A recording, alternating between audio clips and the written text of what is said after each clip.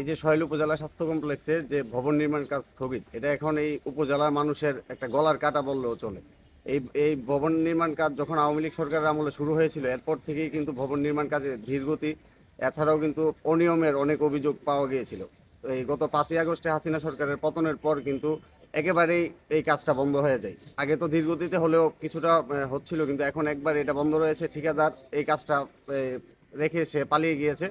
তো এই অবস্থায় আসলে চিকিৎসা নিতে আসা রোগীরা যেমন ভোগান্তিতে রয়েছে, চিকিৎসকরাও কিন্তু এখানে স্বাচ্ছন্দ্যে চিকিৎসা দিতে পারছে না। আমরা যুব সমাজ চাই দ্রুত এই ভবন নির্মাণ কাজ শুরু হোক, এবং যাতে যাতে করে মানুষ স্বাচ্ছন্দ্যে এখানে চিকিৎসা নিতে আসতে পারে, এবং এখানকার চিকিৎসার মান যাতে উন্নত হয়। এই কয়েক বছর যাবৎ এই হাসপাতালটি এভাবে পড়ে আছে। হ্যাঁ, এমনভাবে পড়ে আছে যে এটার পর্যন্ত জং ধরে গেছে এই লোহাতে। হ্যাঁ, আর একটা বিষয় এখানে যে এত মানুষের চাপ, প্রতিদিন শত শত মানুষ গ্রাম থেকে আসে চিকিৎসা নেওয়ার জন্য। এখানে সমস্যা আবার উপরে যেখানে ডাক্তারি বসার জায়গা হয় না, এখানে রুগী রাখতেছে। এই অবস্থায় রুগী তো চিকিৎসা নেওয়ার মতো পরিবেশ নাই।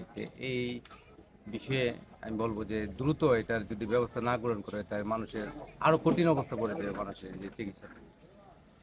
এই এখন আমরা চাচ্ছি যে সরাইলের এই একটি জনবহুল একটা হাসপাতাল, হ্যাঁ, এই হাসপাতালের চিকিৎসা সেবা যে হচ্ছে এখানে কঠিন অবস্থা ধারণ করছে। এত রোগীর চাপ যে এটা এই সামাল দিয়ে সম্ভব না। তারপরে পাশাপাশি এই এখানে বিল্ডিংটি পড়ে আছে। হ্যাঁ, কর্তৃপক্ষ বা প্রশাসনও কোনো কারো কাছে গিয়ে এটার হদিস পাওয়া যায় না কী অবস্থায় আছে। যার কাছে যা ইঞ্জিনিয়ার হোক, ইউনুসাব হোক বা হাসপাতালের কর্তৃপক্ষ হোক, তাদের সাথে গেলে তারা কিছু বলতে পারে না। এখানে আপনার হিউজ পরিমাণ এখানে পেশেন্ট আসে, এই হসপিটালে আসে।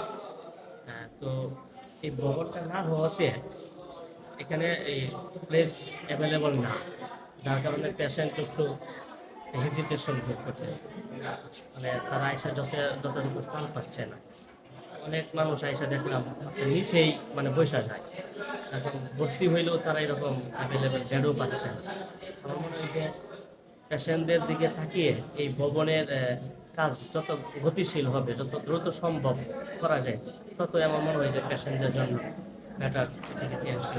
আমি ডাক্তার মোহাম্মদ নিজামুদ্দিন, উপজেলা স্বাস্থ্য ও পরিবার পরিকল্পনা কর্মকর্তা, সরাইল ব্রাহ্মণবাড়িয়া। মানে আমার এখানে আউটডোরে প্রচুর রুগী আসে প্রতিদিন। সেখানে এক রুমে গাদাগাদি করে রুগীদেরকে দেখতে হয়। আমার এখানে বাথরুমেরও সমস্যা রয়েছে। যেহেতু আমাদের পুরাতন বিল্ডিং অনেকগুলো ভেঙে ফেলা হয়েছে, যে নতুন বিল্ডিং হবে, সেই জন্যই আসলে সাময়িক কষ্ট করলে হয়, কষ্টর মধ্যে দিয়েও আমরা সেবাটা যাতে চলমান রাখতে পারতাম। এই জন্য দ্রুত যদি বিল্ডিংয়ের কাজ শুরু হয়, তাহলে আমাদের স্বাস্থ্যসেবা আরও সামনের দিকে এগিয়ে নিয়ে যেতে পারবো এবং উপযুক্ত সেবাটুকু দিতে পারবো।